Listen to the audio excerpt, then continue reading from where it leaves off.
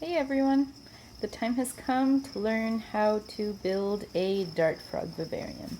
So this is going to be my first video of two. So first I want to go over all of the ingredients, look at me, can you tell I'm a chef? All of the materials, and so I'm going to go over everything that I use and where to get everything, and then in the next video I'm actually going to put it all together. I figured that if I did all in one it would just end up being like an hour long. Alright, so here we go. So in a dart frog vivarium you start with the substrate. Actually, scratch that. You start with the background. As you can see, it's already done.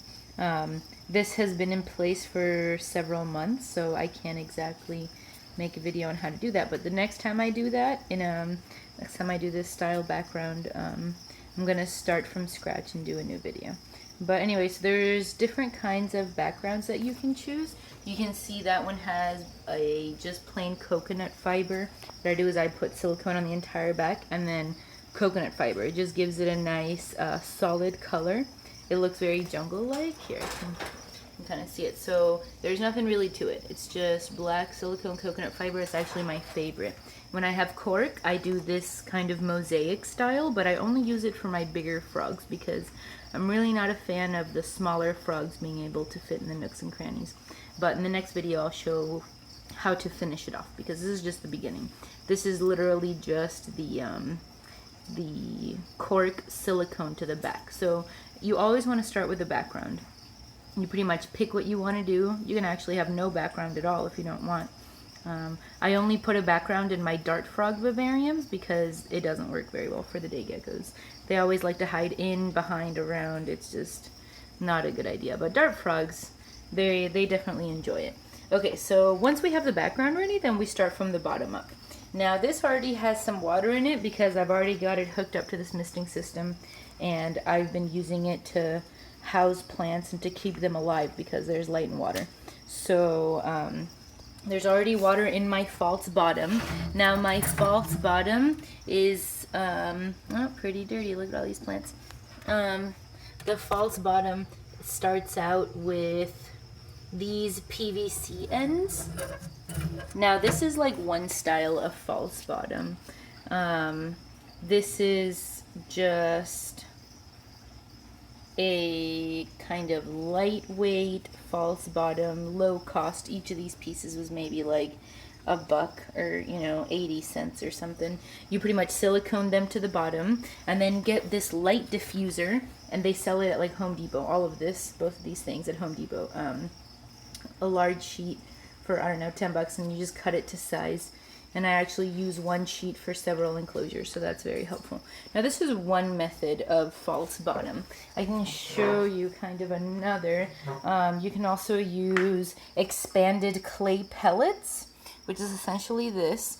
So the goal is to have a layer that holds water that isn't the dirt. You want this in order to maintain the humidity in an enclosure. So you can kind of see the levels here. You can see the hydro balls. These can be purchased on online herb retailers and things like that. Petco, or I think PetSmart sells them. I don't know if they do anymore. It's been a while since I've been there, but you can get them definitely online. They use something similar for horticulture. It's just pretty much expanded clay. Some people use lava rocks, but I feel those are really, really heavy and kind of counterproductive. So any false bottom will do. You can definitely do research into what kind of false bottom is best suited for you. And then we go to the next level, which is screen. So I pretty much use this screen I got it from Home Depot in a big old roll for screen porches. It's not a big deal. As long as it doesn't rust, then it pretty much will do the work. I'm gonna double it up, but I used to get some from Joann Fabrics and get it by the yard. I used to also get some from, you can actually get it online from herb retailers, and they'll actually cut it to size. So you can actually buy one with a footprint of like 18 by 18 that would fit exactly this size, and they're very cheap, like maybe like $2 or $3. So that's actually a really good alternative as well. So for each level of substrate, you have choices. Now after the screen, we're going to use ABG mix. Now ABG mix is exactly formulated for dart frogs. That's what ABG stands for, Atlanta Botanical Gardens, because they came up with this exact recipe of dirt, essentially, with all kinds of ingredients. I think there's like 5 or 6 different things, and the whole purpose is to maintain the humidity.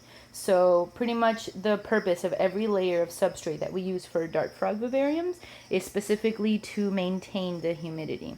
Now the next layer is going to be sphagnum moss. Now I went ahead and already wet this. This is a whole lot of it. So that's pretty much what it is.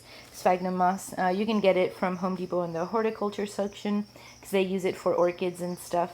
Or, you know, any nursery really. They should carry this. But you can also get it from reptile stores or online herb retailers, all kinds of places. So pretty much all of these things you can buy from all kinds of places. ABG mix you will also find online in herb retailers. That's kind of your best bet, unless you have a local reptile show where there's a vendor that will make it or sell it or etc. But otherwise, that's kind of what you're going to do. And then leaf litter, I'm going to use oak. This is kind of my go-to. Usually they'll cost $5 for an entire gallon. This has already been used. This isn't a whole gallon, but it averages at about $5 a gallon. And you do want to either bake it or boil it to kill any pest. I usually bake for 2 to 3 hours at 250, and no, it doesn't burn. Or some people boil it. I have never boiled, so I don't know. And then lastly, after the leaves, we've got plants. So I got some bromeliads here.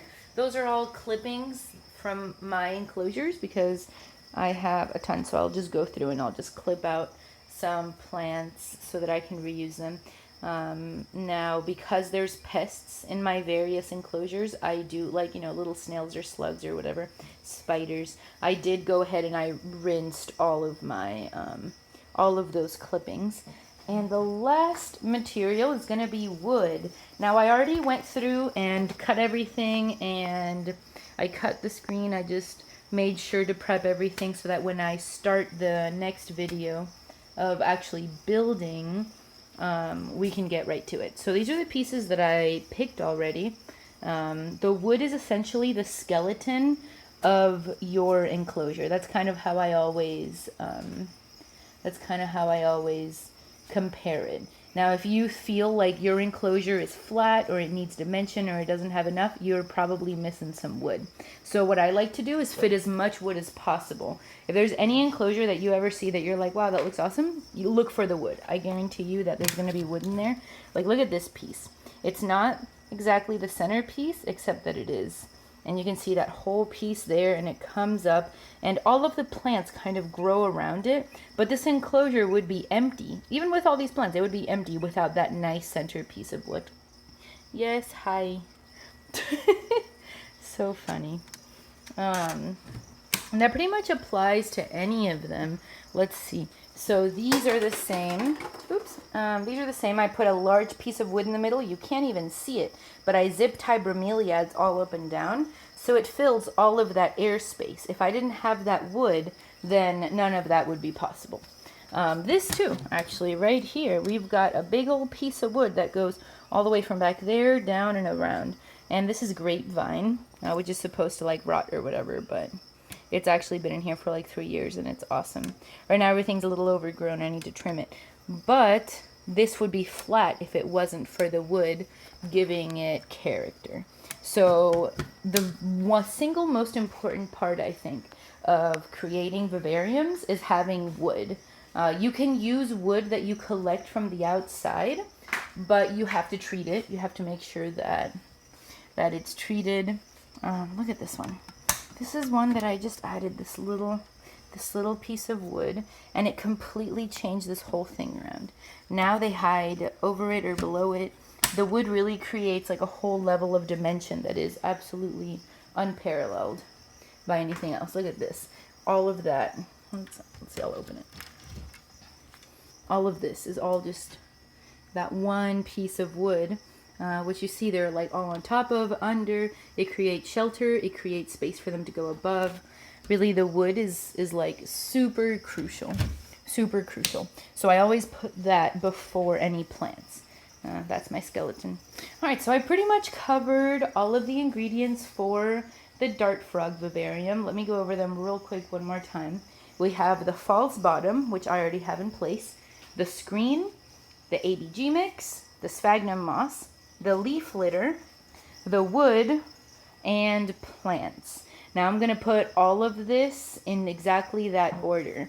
And it seems like a lot, but the beauty of planted vivariums and using these exact materials is that they'll last for years. ABG mix needs to be changed out every 5 years due to the charcoal, but like that's pretty darn awesome. The only kind of cleaning that planted vivariums need would be like cleaning the glass. You can kind of see that in some of mine here. Or trimming plants that overgrow. That's pretty much like the maintenance, which is very minimal. You know how plants don't really grow that fast. So if they overgrow, it's just from a little bit of neglect, which I'm definitely guilty of. But the frogs are fine because they thrive in those kinds of environments. So, all right, so now I'm going to get ready to sit down and put all of these materials together. So if you have any questions about materials for vivariums, this is the place. And if there's enough questions, maybe I'll do another video, like a Q&A or whatever. I don't know. Whatever helps you guys out.